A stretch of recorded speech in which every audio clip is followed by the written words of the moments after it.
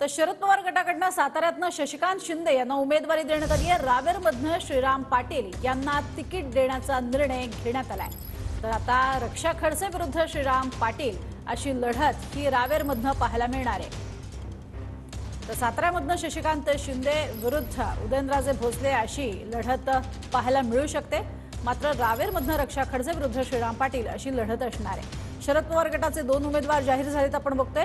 एकीकडे शशिकांत शिंदे हे साताऱ्यातनं तर रावेरमधनं श्रीराम पाटील यांच्या नावावर अखेर शिक्कामोर्तब झालंय।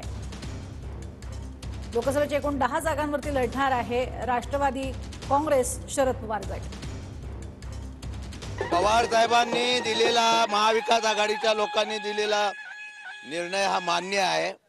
शेवटी महाराष्ट्राच्या स्वाभिमानासाठी जी लढाई सुरू झालेली आहे ती पवार साहेबांनी, उद्धवजी ठाकरे साहेबांनी, त्याबरोबर राहुल गांधी वगैरे या सगळ्या मंडळींनी केलेली लढाई, या संदर्भातून मला संधी दिलेले एक आव्हान आहे।